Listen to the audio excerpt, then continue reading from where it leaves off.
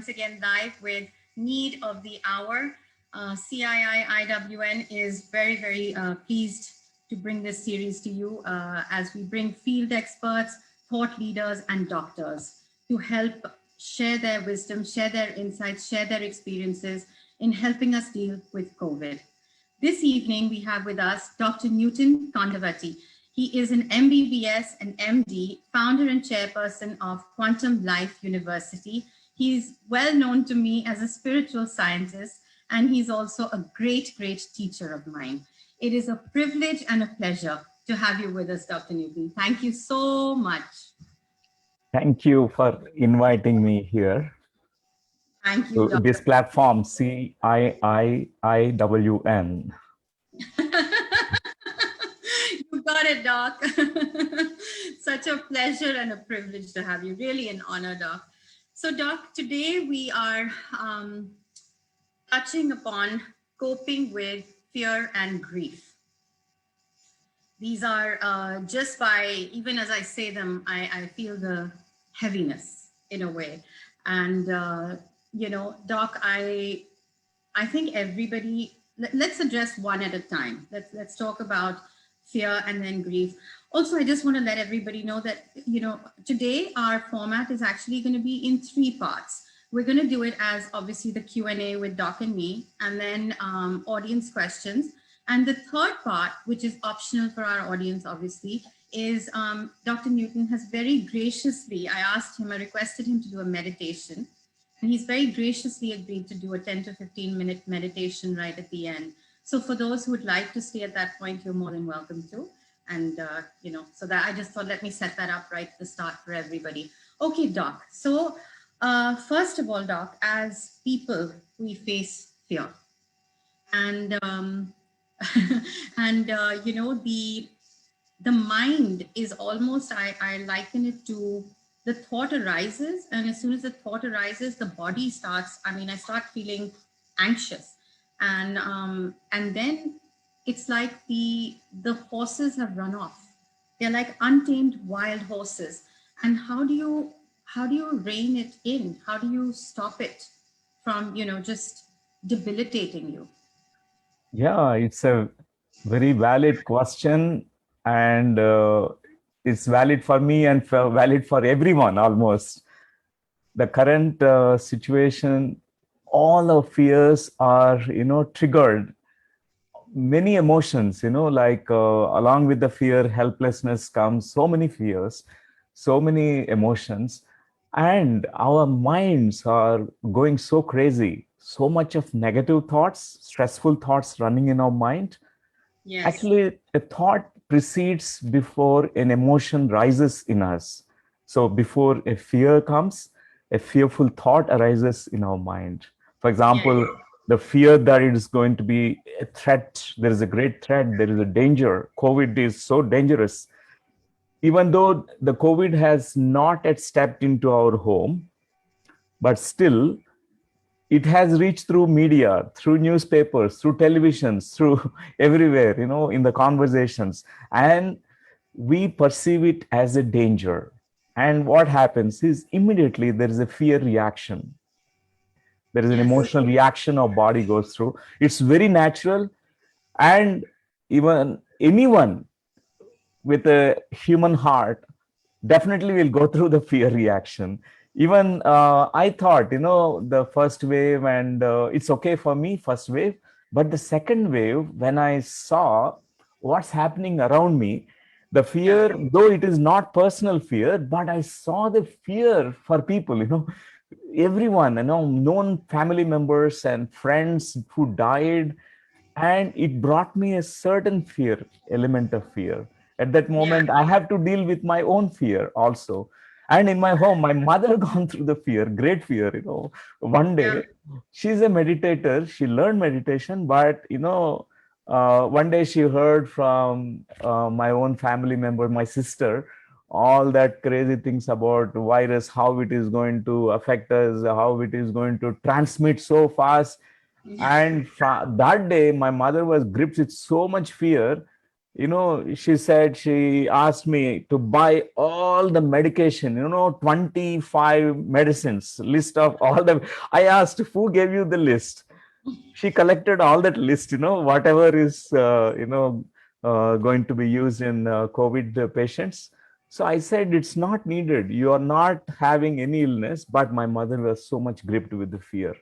At that Yeah. moment, I have to sit with her, calm her down, had a conversation, just like I am having conversation with you and all the viewers now.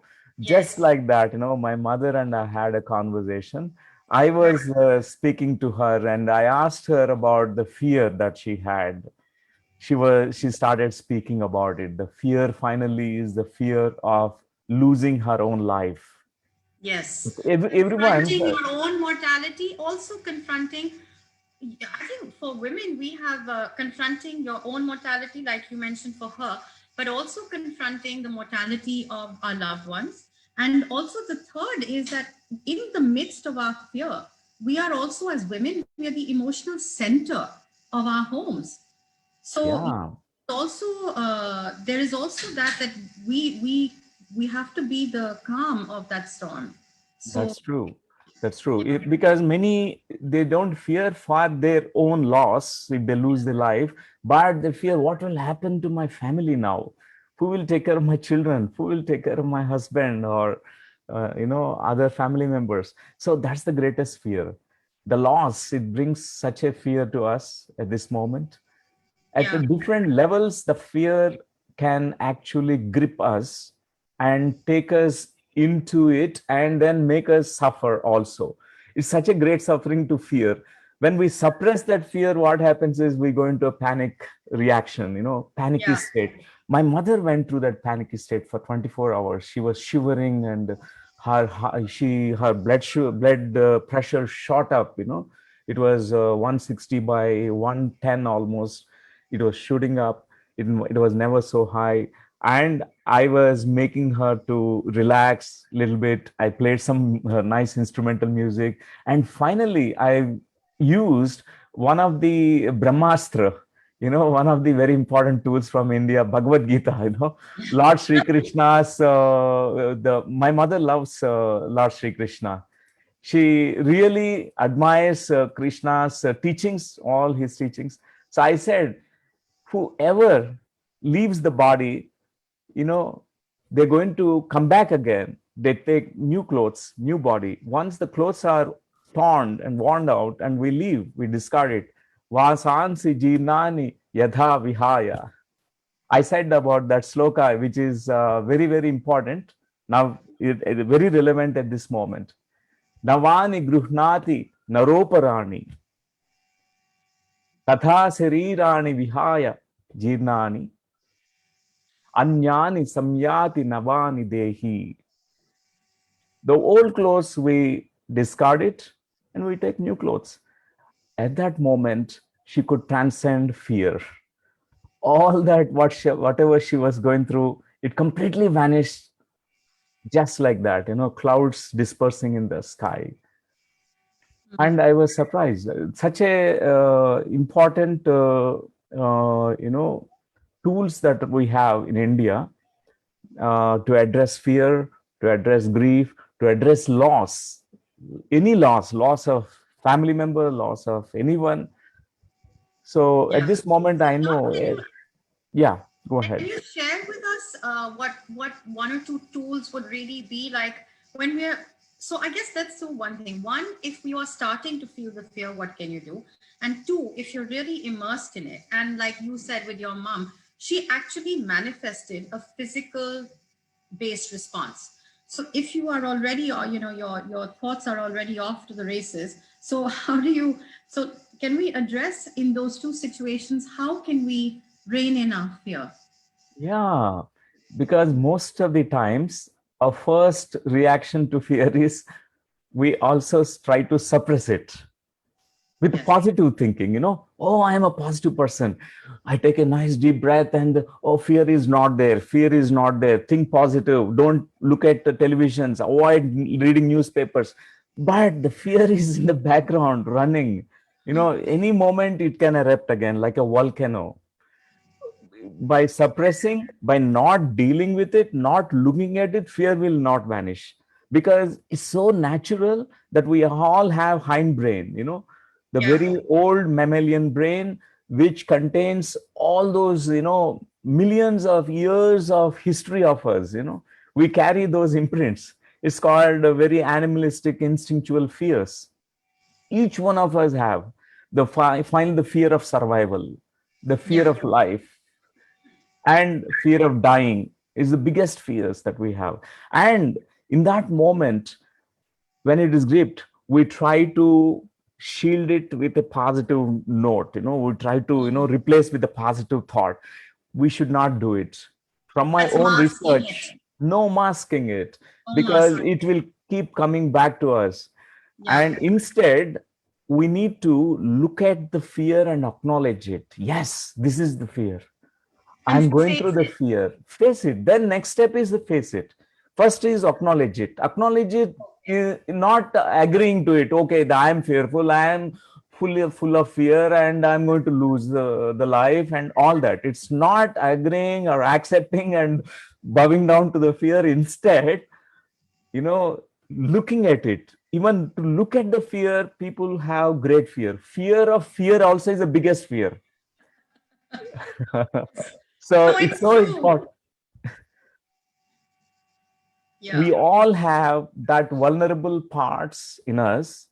There is a child in us, even though we are grown-ups, but still there is Yes. a vulnerable child self which fears. This old mammalian brain, it fears. We have midbrain, all that emotional reactions are fired, and immediately our neural system carries the messages to our body. Physiological changes will happen. Our complete biochemistry changes in that moment, very moment. Yeah. Fight, flee, and freeze response. That response will make us secrete all the adrenaline secretions. So the first tool I offer to everyone is acknowledge it. Don't Acknowledge it. ignore it. It's so natural. We can see sometimes the mind tries to ignore it, but you can see your physiology changing, your breathing pattern is changing. You have shallow breathing, you have sweaty palms, you have racing heart, and your breath rate is a little bit erratic. And you'll notice that you're shaky and you're not composed, and you're not focused on your work. There's a sleeplessness. You have Yeah. those tendencies and those symptoms. We can recognize that there is fear, acknowledge it first, and Yeah. then second is we have to face it. You have to face Face it. the fear. Because how to face it? We have to know what that fear is. We need to look at that fear. What is this corona, COVID? What is it? What can it do to me? So what is my useful reaction or response from me? If I react in this kind of primitive way, like a, uh, you know, like a child way, like, our old mammalian brain, midbrain triggering the reaction, we will go into a kind of very reactive state. Instead, by facing it is responding to that fear in a very, very neutral way. This fear is there. What is the best I can do right now to Mm. transcend, to overcome it? The first is we need to feel it, not ignore, not deny, not suppress. Instead, feel, okay, this fear, it feels like this in my Yeah. body, in my breath, in my mind, it is like this. And then, second is the fear has an element of what is called as unknown component, or what is called assumption component. We assume a lot of stuff which is not reality, though the fear has not come to you, not really, you are not COVID positive, but you suspect you are COVID positive because someone has just passed nearby, and you came to know that that person had COVID after 3 days, and then you Mm. have fear reaction. And then now the fear is just your fear. A lot of your mind is having this racing fear now. It's Yeah. not true, which is not real reality there. So, Doc, there are two things here. I think one is to say, okay, one is COVID, and COVID is a fear, but the other is to actually say, I'm scared of one, facing my own mortality, two, losing a loved one. So, that fear is real, right, to the person who's feeling it. So, in that case, I agree with you. I think acknowledging and, like you said, face it. But I think really when we face it, again, what is the right way to face it and say, okay, I see you, I feel you, I'm not going to suppress you. You're not going to manifest as blood pressure rising for me or my breath shallowing. But what is the right way to talk to ourselves through that fear? That's a good question, Bhavna. You brought such a good question to me. And this is really dealing with the fear, not just coping with the fear, but dealing with it. Yeah. Here the solution emerges. The third point is the fear can be transformed. Fear is an emotional energy. It's just an energy. That same energy can be transformed into something different. For example, fear can be transformed into strength, the strength that you have inside you. We all have that strength, courage, but we don't have access to it. The fear is much superficial, but courage comes from our deeper heart and soul. So to reach to that place, I can recommend a practice, a small Please. practice, where a fear has a color, a texture, a form, a shape to it. Any fear, fear of unknown, fear of ghosts, fear of evil, fear of not being safe, fear of being accused, fear of COVID, fear Shall of we dying. just do it as an exercise? Shall we just do it as Yes, for two yes, minutes? yes, Okay, so 2 minutes.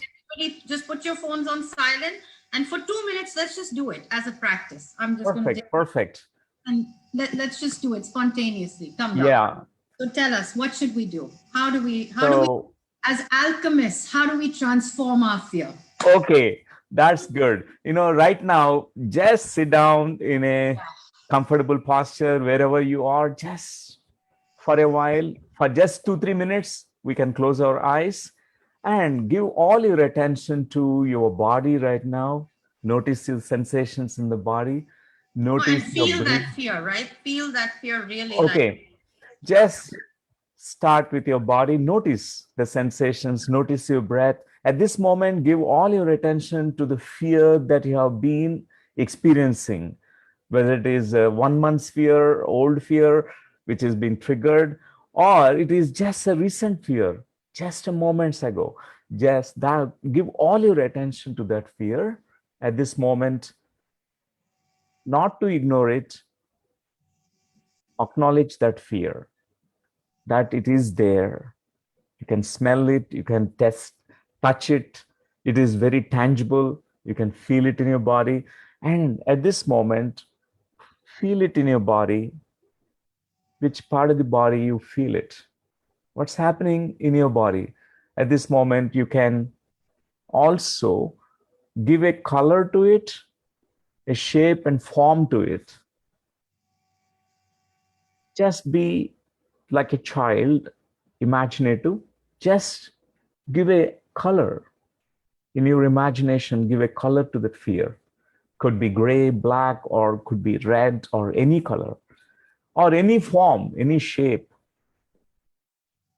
And once you do this, you can detach that from your body, feel it in front of your eyes, see that form, color, shape in front of your eyes. You have now a definition for what you're feeling so far. You can define it. It has a form, shape, it's quantifiable, it's measurable. At this moment, you can also shift it. You can transform the color, shape, form. You choose to now transform that into a different color, form, shape, which is symbolically representing an opposite of it, something very, very positive. It could be peace, it could be great understanding, it could be courage, strength. If you can access this new symbolic image, which is positive one, give a color, form, shape. At this moment, minimize whatever this earlier symbolic image for the fear. Small, make it smaller and smaller and smaller in size, shrink it, and make it like a particle, and take that into this new form, color, shape, this strength. Visualize that becoming bigger and bigger in your mind screen, occupying your whole mind screen. And at this moment, notice that even that particle of that fear also can totally dissolve into this new color, form, shape, symbolically representing love, strength, power, courage, could be anything else, which is very positive. At this moment, bring it into your body, this new form, color, shape, which is representing your positive state of being. Take a nice deep breath. At this moment, whenever you are ready, you may slowly open your eyes. So with this new form, color, shape, symbolically representing your new state of being, where you can operate with a positive state. We can say that it is your conscious choice, your free will, where you have chosen not to act from your fear, but instead, you are acting from a deeper place within you with this new state of being. So this is really very useful. I've been offering this, sharing with all my friends, and it's so useful. They have been practicing this. Whenever this fear comes, they're doing it, and it's really helpful. Sometimes we have to do it again and again. This tool is available now. We can apply it. It's not that it is such a big thing and huge process that we need to do. A simple mental imagery, No, I think the visualization is very powerful. I think what my learning from this practice, Doc, is feeling it in your body gives it a tangibleness. Also, by giving it the color and giving it a form, makes it really like it brings it to life. And when you really take your fear, and then I think this is the point of transform, is when you take it out of you, because it leaves the person. You stop relating to it like a personal, like taking it personally in a way. It's almost like when you need to journal something, you take out what's in here and you put it down here, and it leaves you, like it becomes a third place in a way, like a third party. Exactly. It is like you're an observer now. You can detach it from you, It's not that it is overpowering you. Yeah. Actually, you are in control. You are actually the master who can determine what to do with this fear. You can now press the buttons and remote control. You have the remote control. You can change it now. Yeah. So for me, I actually, because we had spoken about Krishna earlier. So for me, I took it out. It was a black image and I brought it in front, and I saw Krishna there, and just, it was wisdom. He represented to me a space of safe space of love and wisdom and understanding.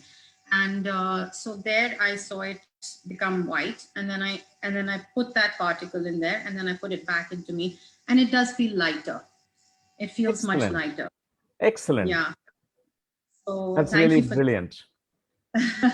Thank you for that, Doc. So okay, now in terms of talking to ourselves, you already said acknowledge, feel the fear, and maybe is there a tool, maybe we can imagine, going to what you're just saying, maybe can we build on it and say, if we had to do this as a verbal exercise, could you almost imagine a wisdom, a space of wisdom who could talk, somebody like that who would talk to you? What would they say, right? Yes, even that's also very powerful imagery process, where we all have different parts in our consciousness.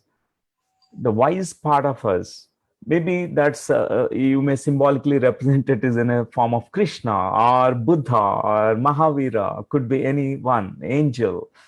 So that part, you have an inner dialogue, you're accessing your own inner wisdom actually, Yes. But when it is voiced out, you could it's like a self-talk. Yes. You have that inner conversation, but what you gain out of it is tremendous, immense. So many insights will flow into you. So it's almost like be the wisdom that you need to hear. Yes, that's Be the true. that you need to hear. Right? Be the wisdom that you want to hear. That's beautiful words. Yeah. Okay, so now let's talk about grief. Grief is touching everybody, either first hand, second hand, or whatever. And I mean, even outside of COVID, doc, we all feel grief, right? And Yes, and grief is one of those things. It's like the onion, right? It comes. It's almost like the ebb and flow of the ocean. Today there's high tide, tomorrow there's low tide. It's never once. How do we? How are we? How do we deal with it? right. Yeah, actually, dealing with the grief is so important because that's where everyone's journey begins in life, also. Because everywhere there is grief. When you start Bhagavad Gita, very first chapter itself is like Arjuna Vishada Yoga. You'll find Vishada Yoga, means Vishada is grief. There is Vishada, there is grief, suffering everywhere. And Buddha's first noble truth Yes. is nothing but than this grief. He said there is suffering, grief everywhere, but don't avoid it. Don't run away from it. Many think that I become a monk and I will be sitting in a cave, I forget about everything. We can't be like an ostrich and trying to hide in the sand and trying to say to ourselves that there's no fear, nothing to fear. Mm. It won't help. But grief, we have to face it. We have to go through a process. I call it as a process. It's a verb, grieving process. I like what Dr. Elizabeth Kubler-Ross presented, a model she presented. It's a fantastic research. It's still valid even after many decades. Also, it is valid. When we apply, we know very quickly we can go through the grieving process. Yeah. So there are 5 stages of grieving process that she presented. The first stage is called denial. The second stage is called anger. The third stage is called bargaining. The fourth stage is called depression. The fifth stage is called acceptance. So grief, the journey begins from grief and we finally arrive at acceptance. At that stage, there is a healing of the grief. We actually go beyond grief. But we can't bypass these steps because everyone with a human heart will go through the grieving process. For example, we try to deny. The first reaction is, oh, it has not happened. Somebody is dead. Oh, it has not happened. Maybe I'm just having a hallucination. Maybe they mistaken that this person is dead and doctors did not check properly, or we don't want to believe that there is death that happened. Mm. Even the loss that happened need not be that example of death. It could be even Yeah. loss of friendship, say for example. That denial, it's actually, many people, they go on living in the denial. They argue with the reality. Yeah. The reality is different, but they argue with the reality. They say it's not true. I deny it. It's not true. But the reality is, this is what is happening. It's a hard reality. We have to face it. So after we actually look at the what happened, hard reality, then sometimes we become angry. Angry at many things. We are angry at ourselves mostly. Mostly. Oh, I'm not available. We carry certain guilt. Maybe if I have done something for my father or my mother or my brother or my family, my friend, it could have saved their life. Yeah. We are angry at us. Or God, we are angry at God. Oh, wow, what is this? God looking tamasha and fun going on in this world. Can't he do something for the world? Can't he use his magic wand and make COVID vanish? What are the rishis in yogis Himalayas doing? Can't they transmit their energy and heal people? We'll be so angry. we it's coming from our deep helplessness, but the Yes. anger is also very, very natural emotion that is being triggered by grieving process. And the third stage, and Kubler-Ross said it's called bargaining. Bargaining is what ifs we add, if I have done this, if something doctor might have intervene, some other intervention, Yeah. the life would have saved. I would have done this way, it would have been better, something like that. This is bargaining. We try to negotiate and bargain. Finally, when nothing is really changing and the hard reality is still very hard to face, we go into depression. Many spend so many years in depression. Yeah. It's like a dark and hopelessness. And this model is non-linear also. That means some may go directly into anger stage and then come to denial. It's not that whatever the sequence that I mentioned. What I see is sometimes the sequence is different. Sometimes people are shocked and go into depression straight away. Then they go into other things like bargaining, like in the dreams they see the dead person coming alive, and they are again as usual having the conversations, but it's not real. The person is dead. We have not accepted the death at all. The Mm. person is alive in our mind, and we're still hoping that some miracle will happen, or else we hope that this person will be reincarnating again in as a family member. We want him desperately because the loss is so huge. And the grief, definitely we lose, but finally when we reach to the acceptance, nothing can be done. I have to accept it. And after that acceptance, that's the first step in the healing process.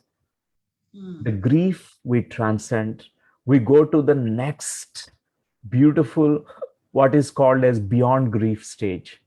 That beyond grief stage, I can say, is a spiritual realm, the realm of spirit, where we understand that we are thinking that there's something ending. Here, there's no end.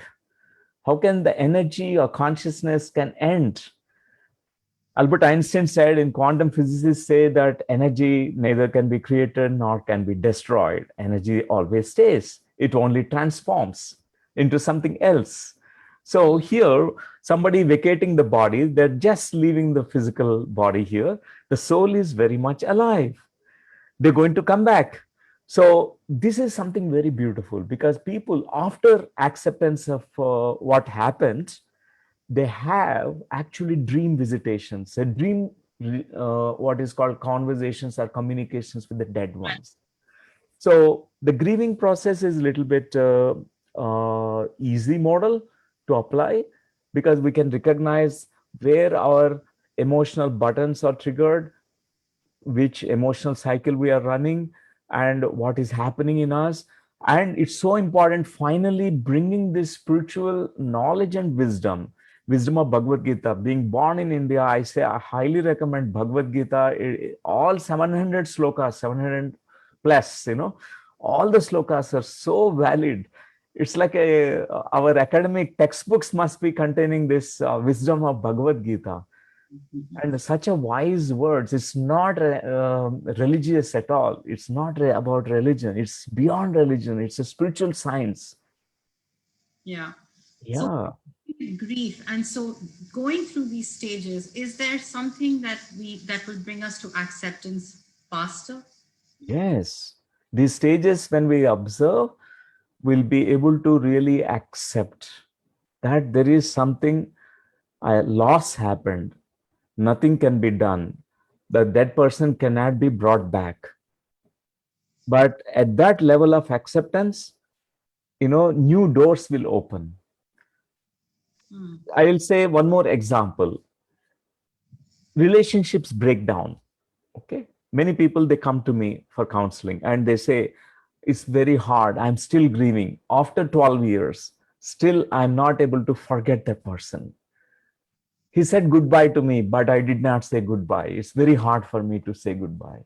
So that person did not end that, did not accept it, still arguing with reality.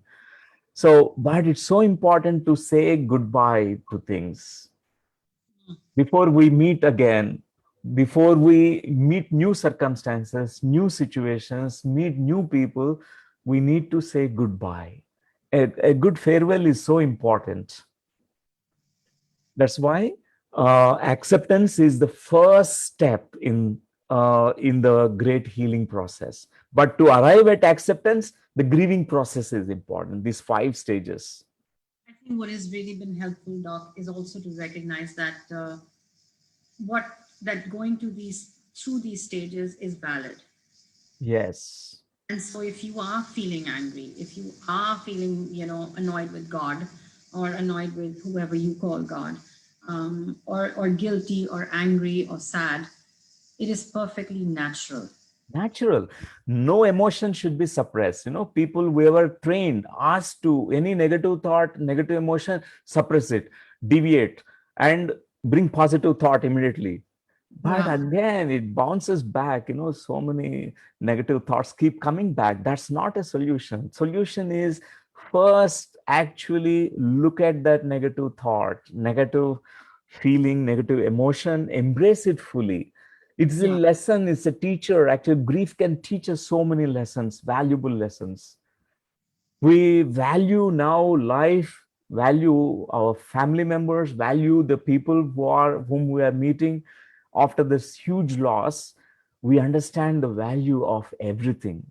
We have so much gratitude. Finally, grief ends with gratitude. You may ask me the question, how can gratitude can come when someone is grieving?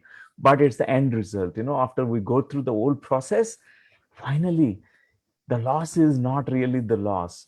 We have completely turned around this entire perspective of us because we have reached the level of acceptance. We have changed our lens of perception now. We view from the world of spiritual realm, and we see that there's no end to life. Life has not begun with birth. Life is not going to end with the death. Before birth, we existed.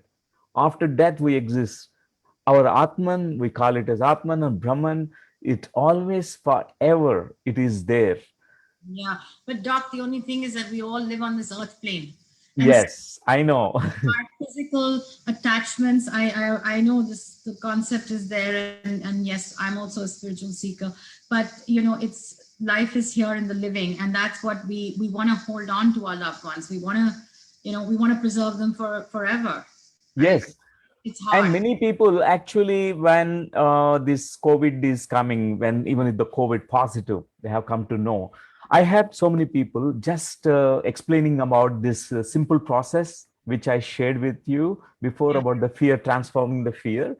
And also, whatever is arising, just notice it, observe it, not push it away, and then accept whatever it is, in front of us. And then next step is choose the reality that you want to experience. That is Not before acceptance, denying and trying to be positive, it won't serve us. Accept what is in front of you, and then choose now the new reality that you want to experience. Even a person who is hospitalized, he was from my close friend from Dehradun, and 3 family members were admitted in the hospital. There's no oxygen cylinders at that time, so there was so much, he was feeling breathless and so much panic. I was speaking to him, I was messaging him through WhatsApp, helped him. So I just taught him this, the imagery process, how to accept what is, and he could minimize, slow down the breathing. When we are in fear reaction, what happens is we tend to take more breaths per minute. yeah. More than 20 breaths per minute is not needed. Sometimes 40 breaths per minute when we are in a fear reaction. But when we are in a resting stage, in a meditation stage, we breathe approximately 6 to 8 breaths per minute. That means we need little oxygen, less oxygen.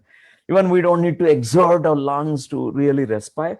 At that moment, our brain releases certain neurotransmitters called endorphins and enkephalins, serotonin, melatonin, so many beautiful molecules of joy and happiness. Meditation brings peace and joy.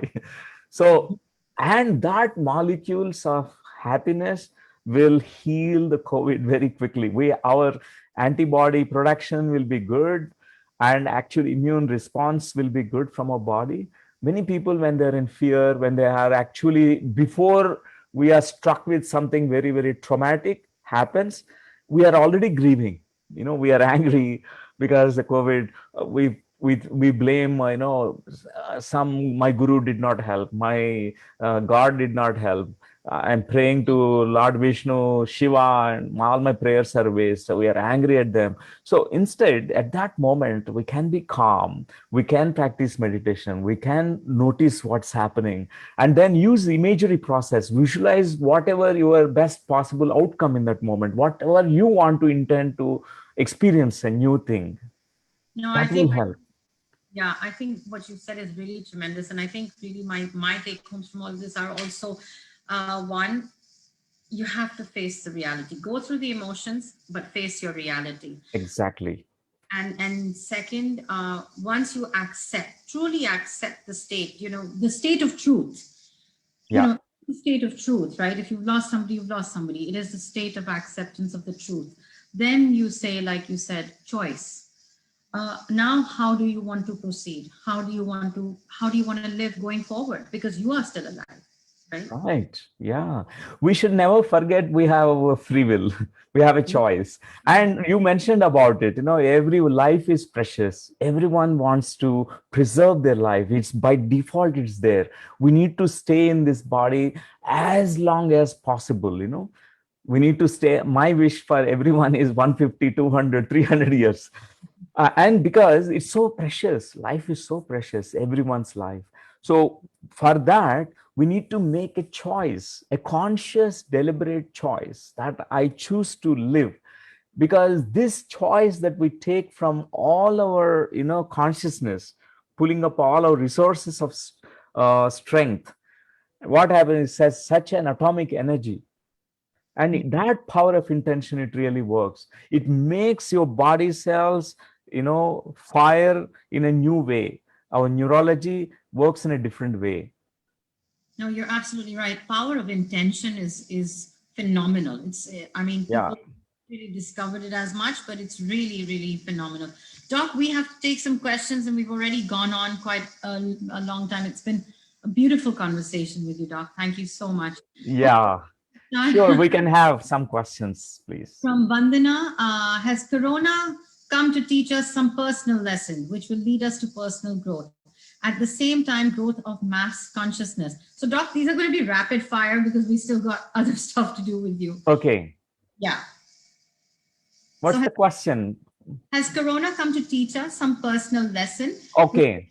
To personal growth, at the same time, growth of mass consciousness. In the question, there is an answer also.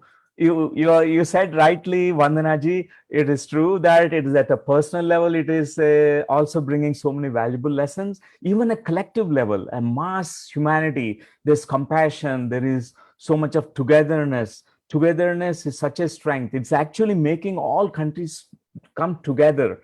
And there we are going to a mass shift, collective awakening process. Definitely, we can do something with the collective energy. And definitely there's a personal lesson, each one of us, because we are stirred. Thank you. From Nandini, we've got, what should one do when one is experiencing an anxiety attack? Shall we just recap the quick things, Doctor? Okay, anxiety attack, just acknowledge what is that anxiety. Don't deny it, and feel it and experience it, notice it, and then finally use that process which you have learned, changing the imagery. You give an image to anxiety attack and then change that in an image to a positive image. And then finally investigate into the anxiety. Most of the anxiety is because separation. It's called separation anxiety. It is an old wound. We carry it from our womb stage. We call breaking the bond with our mother. We first time experience this anxiety. And breaking the bond with the father, we experience anxiety. break in the with the loved ones, we experience anxiety. So this being going to be triggered again and again in our life situations also. So first step first, first deal with this using the imagery process. It's immediately going to really do well. Later on, I recommend breath watching, breath awareness, anapanasati meditation. Yeah, Anapanasati. Yeah. Absolutely A1. From Sushmita, when we finally accept grief, it can trigger many unexpected and different emotions like frustration, envy. Why me? In fact, that's a very good one, Doc, because there's so much big Yeah. is why is this happening to me? So, how do we know when we need the help of a practitioner to deal with grief? Okay. So in the grieving process, so important, initial stages, we should not ask the question why. Mm. If we go into why question, it takes us into victimhood. We say, why me? We feel so helpless and powerless because God is cursing me, punishing me, and there is I'm a karma. I did a lot of past life karma. All that stuff comes out. But don't worry about why question. What can I do? How can I now overcome it? That's more valid questions. So instead, why? Initially deal with how in the grieving process, after acceptance, all these other things which you mentioned, all the other emotional cycles that comes to you, and acknowledge each and every emotion. Don't suppress it, and then do the same thing. Use your breath as a tool. Use your imagery process, visualization process as a tool. I also give you another beautiful imagery process. Like my favorite one is cloud bursting. I represent all the emotions, negative emotions, with dark black clouds, thick clouds in the sky. And I am like having the free will and a choice, a magic wand. I just touch with it, and then I make it dissolve and disperse. I see blue sky, vast blue sky, symbolically representing everything vanishing and the vastness. And I see sun rays coming. There's hope. So this kind of imagery process we can use for emotions, dealing with certain emotional cycles that we go through. Thank you, Sushmita ji. Yeah, so okay. Thank you, Sushmita. Thanks, Doc, for everybody saying thank you. Now from Swati, there is no farewell, no closure for death. How to deal with this situation? Okay, there is farewell in the sense that physical death. Of course, we grieve. We need to grieve. I know a person that who lost his own family member. He stopped grieving because he read Bhagavad Gita, he read about spiritual stuff, and he immediately brought that spiritual knowledge into his mind, and he stopped grieving. And he thought, I should not grieve. Krishna will get upset, Lord Shri Krishna, because he said, those who grieve and those who are not grieving, they have not understood my words. It's not enlightenment and all that. I said to him, after 1 year, he was so sad. He was lacking interest towards life and all those symptoms. So when I met him, I asked him, what's happening? He said, nothing happened. Really? And he said, finally, I lost my family member. And I told him to shed your tears. Yeah. It's okay to be vulnerable. Don't be like a superhuman and like a god figure. We are all humans. We have a heart. It's okay to cry like a child. He cried hugging me for an hour. I allowed all the tears to come out, flush out all the tears. It's so important. The human tears are so important, and not to suppress anything. It's so important. So I Yeah. think, yeah, We have tear ducts for a reason. yeah. That's God true. invented them for a reason. It's okay to be vulnerable and it's okay It's to. okay to be vulnerable, not to actually bring the spiritual knowledge beforehand.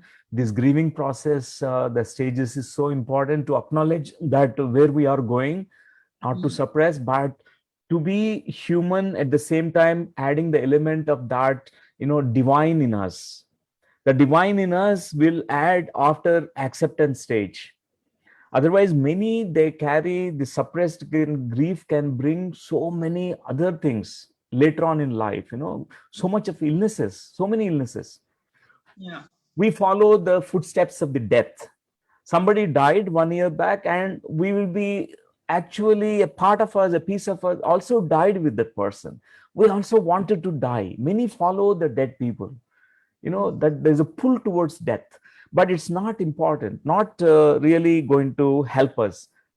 We need to acknowledge that this person died. There's a physical death.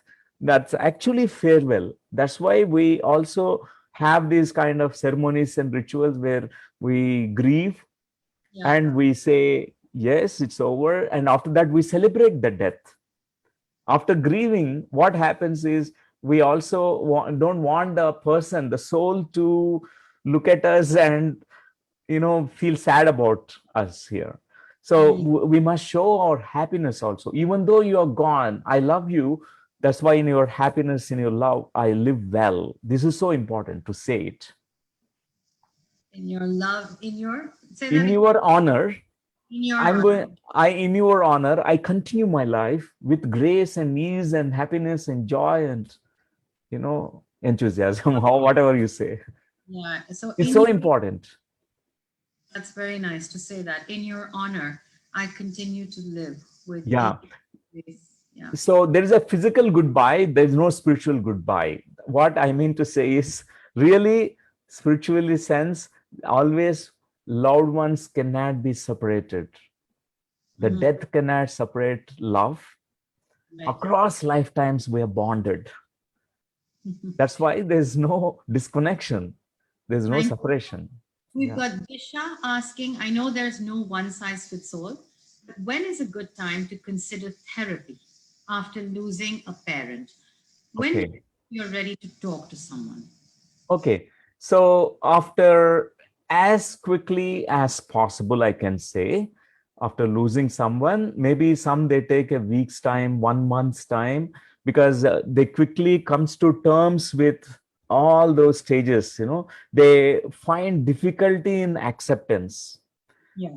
And they feel they're not able to sleep, and they stop eating food, and they're not showing interest to participate in life. Those are the symptoms. That time it's important to go to seek some kind of help, a loving, compassionate therapist who can hold the space for you. Okay. Yeah. All right, Doc, I think what we are going to do, I think we've taken everybody's questions. We've got a number of people saying thank you so much. We have, okay, there's one last question from Tanuja. What is the best way to grieve in these times when we cannot meet physically? There is no closure without grief. So I think what she's saying is that, if you can't actually go and meet somebody physically, you can't, and a lot of people, your friend, she's lost a parent, or your friend has just lost a spouse. What do you do? Because you can't even actually physically go. Okay, I see the question also. Meena Mistri ji just posted in the chat box that I lost my sister last week and I find myself guilty for the mishap. Meena ji, and my pranams to you, my respects to you. And I know it's a huge loss, and you don't need to feel guilt for that because you did your best. And sometimes after we lose our loved ones, we feel certain guilt. It's so natural. I could have done this. It's all like third stage, bargaining stage, where I explained to you that, oh, I would have done this. I would have spent more time. I would have taken a better doctor, better hospital, all these things. But, we need to know that you did your best. Whatever that possible in that moment, you given your best shot.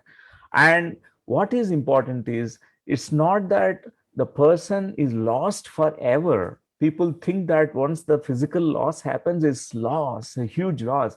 Actually, when we come to terms completely after grieving process, total acceptance, we have what is called communications with the lost loved ones.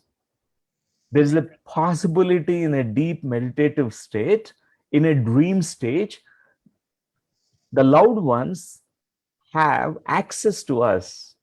We can hear them, we can feel them. They're not gone so far away. They are like in a different dimension, though it is very I can't explain in words about these dimensions that exist, but it's a very experiential. Mm. All our scriptures, they talk about it. Many meditators, they have this experience of astral travel. In their astral travel, they met the loved one, the lost sister, lost brother, or lost mother, and after that completely the grieving stops. I lost my granny, almost 40 years back. When I lost her, I is a huge loss, because actually she reared me. She given me parenting. It's a huge loss. I felt exactly like guilt and all those things. Exactly. I was in bargaining stage for such a long time. One day I accepted her death. After that, in meditation, it happened to me. I saw my grandmother. She was much young person. Actually, she appeared like a, not like a 75 or 80 years old, like a person that she died, but she appeared to be around 40-year-old, a young woman. And she had a bobbed hair. She never had a bobbed hair before, but I saw her with a different hairstyle, and I recognized her. And she looked at me with a smile, and she said to me, okay, finally you accepted. That's good. I was waiting for this moment. I was trying to communicate with you, contact you. You're not accessible. Your bandwidth is not accessible to me. Your radar is not open. And now I can take you, I can show you my plane, my astral world. She took me to her astral plane where she is residing. She's joined a dance school. There's a dancing lessons that she's going through. Life continues there. Life will not end here. So whenever I miss her, I sit in meditation, I go to her. I visit that astral plane, I keep meeting her. It's so really, nothing really stops. My grief completely turned around. Yeah, I think a lot of us are not there yet, but I think we'll get there. From Neha, my friend passed away, leaving behind her 9-year-old daughter. How do we help and support her? Okay. So her 9-year-old died, passed away. Okay. No, no, no. Ah, Neha's friend passed away. Neha's friend A passed away. Okay. 9-year-old daughter. So now there is a 9-year-old child left behind. The mother. Oh, okay. Yeah, generally how to the taking care of that child, supporting that child is so important in whatever way that support can be given. Child generally tries to suppress that emotion. The child doesn't know how to grieve. It's so important holding space, and really someone who can understand the inner world of this child can make the child acknowledge the loss that happened. Losing a mother is so important, is losing everything for a child. Is a huge loss. This child might be going through a tremendous loss. Generally they are in a shock and numbness, because that's a defensive mechanism. But you can support the child with the help of whoever are the existing family members living with the child. All together they can actually make the child go through the grieving process. It's not really difficult. The child need to voice out about the feelings, asking the child it's okay to feel what you're feeling. Take it. And it's okay, the pain of losing the mother, so it's okay. And even that kind of counseling is so important. Even taking the child to a child counselor, a child psychologist also can be so useful and helpful at this stage, because instead of medicating or trying to use the temporary amrutanjan and balm and some kind of pain relievers, it won't help in the long run. But I know one child who lost exactly a few years back. It happened in a school. Actually, the child lost the mother in the street, and both are going in the market, and the car hit the mother. The mother lost her life, and the child seen that, but the child was in a shock. But in the school there was a kind of different behavioral reactions, like behaviors like pulling the hair of people, and sometimes going crazy, not following any rules in the school. These are all symptoms in a child, when a child has suppressed the grief. And it took us quite a while. Along with the teachers, I was working with the child, and then we could finally arrive at a solution for the child. We made the child to express all that anger he had. He had huge anger. We made the child to hit a wall with a just mud, like a clay has to be thrown at the wall is like a symbolically represents something which is unpleasant. He was throwing at it, and he's actually throwing at God. Why, God, you took away my mother? That's the tremendous pain. So all that anger, after venting out, one day he cried like anything. After that, total acceptance, and the Yeah. child was something very, very beautifully shining now. It's so important. This is the grief work, Right. is very So, important. yeah, I think what Doc has said is that one, you can support this child as an aunt, going, and two, hold the space for them, and then two, get a counselor involved, and let them express that grief, let them express that pain, and let them go through the process. There's nothing we can do, right? I mean, but reaching that stage of acceptance, and as her mother's friend, letting that child know that you are there for her, you know that'll be very helpful as well, right, Doc? Yes. From Disha, she's asking, are the stages of grief linear, or can you constantly feel yourself jumping from one to the other? It's not linear, it's non-linear. We jump from one to other. Right. So from anger to, we may skip into directly depression stage, come back again to denial, come back into a different one. And what happens finally when we arrive at a deep acceptance level? Then the grief generally ends. We Right. accepted it, though it is hard to accept the death, but it's the fate. Nothing can be done. And Yeah. in that moment of acceptance, complete acceptance, what happens is nothing can be done is such a healing, realization, healing insight. Nothing can be done. Now something ended. Now something new begins. A door have closed, a new door opens. That's all. Right. Okay, Doc. So we've already done an hour, Doc. Okay. So I think, shall we wrap it up? Okay. I know we wanted to do a meditation, so would you still like to do one? Or if you're too tired or you're okay? I'm okay. We can do as you committed, you promised I did everyone. love to do it. Okay, so for everybody now who's joining us, we're stopping with the audience questions. We did try and take as many as we could. I hope everybody is feeling okay with this. Everybody's saying thank you, Doc. And now we will just close our chat box. And for everybody who would like to stay, you are welcome to stay and participate. Just turn your phones off. And for those who will be leaving, no problem. We'll see you tomorrow on Need of the Hour. We have Mini Shastri joining us tomorrow. So, okay, Doc, it's over to you. And we Yes, meditation now whenever you're ready, Doc. I'm ready. And dear friends, it's so easy process.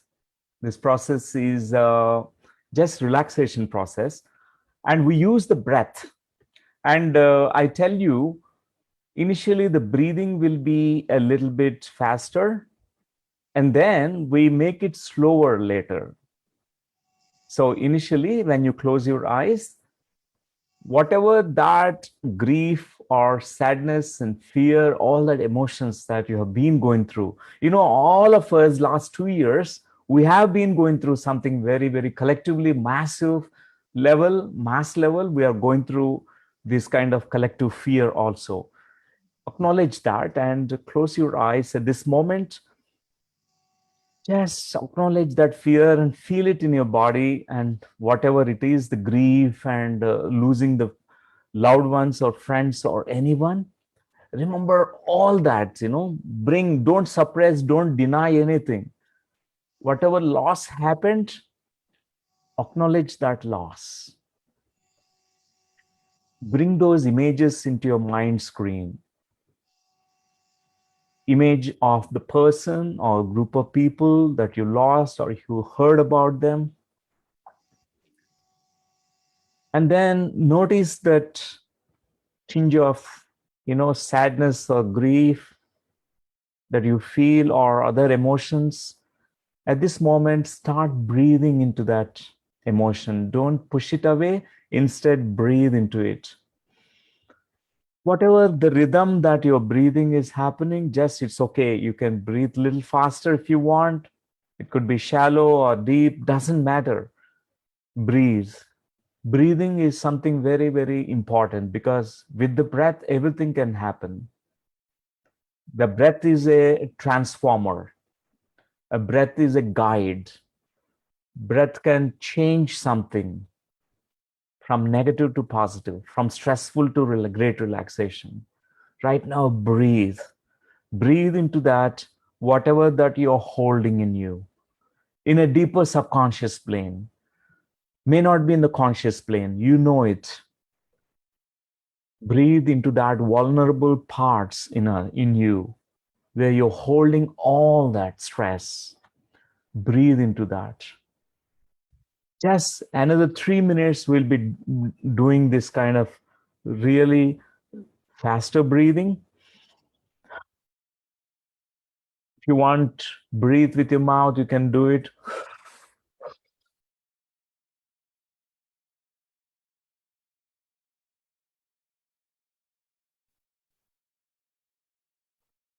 Or with your nose.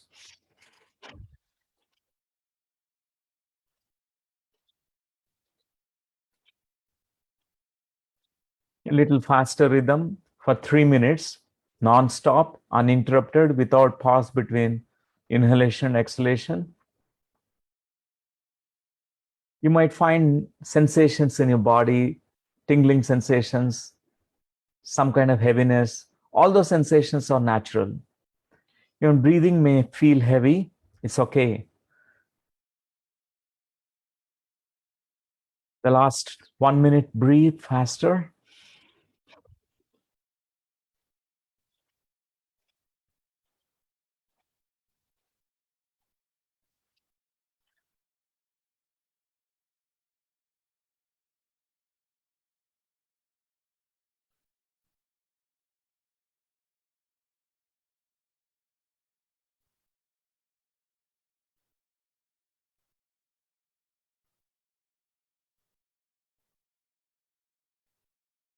At this moment, I would like you to bring attention to all the sensations that you feel. Give attention to all that, whatever that's stored in you so far in the subconscious plane. At this moment, you're going to disperse it, dissolve it with this energy that you access from the universe. Because the energy is right here now with the breath. With the breath, you can access all that cosmic energy. Breath is oxygen. At the same time, it has a lot of cosmic energy in it, a lot of prana in it.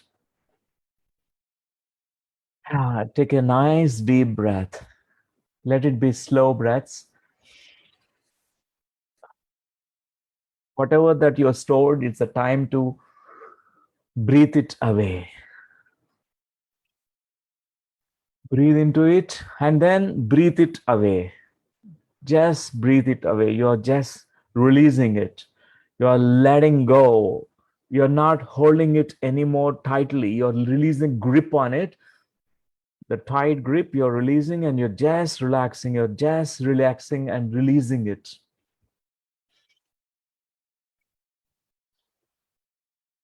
You can exhale as much as possible. Exhaling is letting go.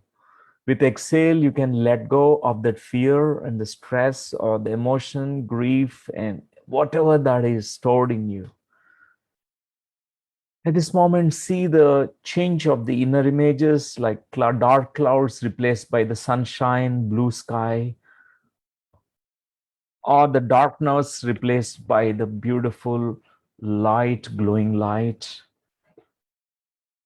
Or it is a shape which is like a thorny, irregular, spiky shape which is red in color, changing into something golden, sunflower, which is radiating its brightness and fragrance. Any kind of metaphors, many kind of change in the images, you can bring that new image. At this moment, let the breath reach to calm breathing, slow breathing. Just notice this incoming breath and outgoing breath, the in-breath and out-breath, effortless breathing, as if the universe is breathing into you. Let it be so effortless. Breath breathing it's on its own. Just go on for another 2 minutes. At this time, at this stage, you can feel your vibrating body full of these energy pulsations, vibrations in your body, and your mind fully open, completely clear, clean, pure, a mind which is completely still. It's like a vast blue sky or a still pond without any ripples. Just notice this.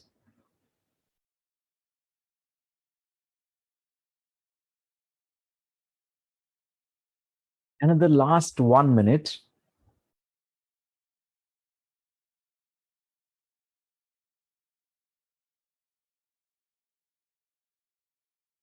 Last 1 minute, you can affirm something very positive. You might want to say to yourself, your deeper self, your subconscious, that I'm safe in this physical universe. The universe is a safe place for me. Universe is a safe place for everyone. I align to the grander purpose of the universe. I trust and feel surrender to the unfolding path that is shown to me in my life. You may frame your own positive sentence. It's called affirmation. Affirm in your being, in your heart. Let it reverberate in your being. Echo it in your heart. Echo it in your mind.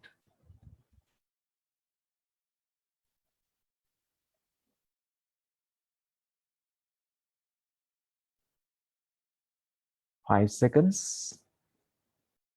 5, 4, 3, 2, 1.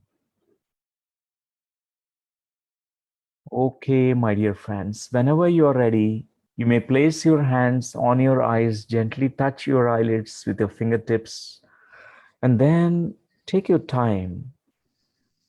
Whenever you are ready, you may slowly open your eyes with a smile. The smile brings such a relaxation to you, relaxation, happiness for everyone.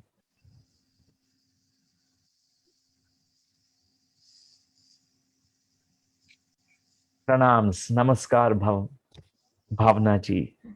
Doc. Beautiful. Absolutely beautiful. Thank you so much. Um, all right. We've got, thank you so much, everybody, for joining in this evening with us. Dr. Newton, a huge, big thank you for offering some tools and just helping us find solace wherever we are. I appreciate and thank CII, Indian Women Network, and Bhavna ji. I really appreciate all the time that you're taking at in these times where you're helping so many people. Continue to do this beautiful work. Thank you. Thank you so much, Dr. Newton. Thank you, everyone. Such a privilege and a pleasure. Thank you so much. For everybody who joined in and who's asking me, you're private messaging me how to access our sessions. These are available on Facebook. So you can, at any point, if you've missed a session, you can just go to Facebook and type in CII IWN Delhi. You'll find them there. Yeah. Otherwise, you're more than welcome to join us on Zoom through whatever means you've been connected to us today. Thank you once again, Dr. Newton. Thank you very much. Thank you for everybody who stayed till the end. And tomorrow we look forward to having you here on Need of the Hour with Minnie, and she's going to be talking about the importance of pranayama. Thank you so much. Thank you. Bye. Bye, everyone.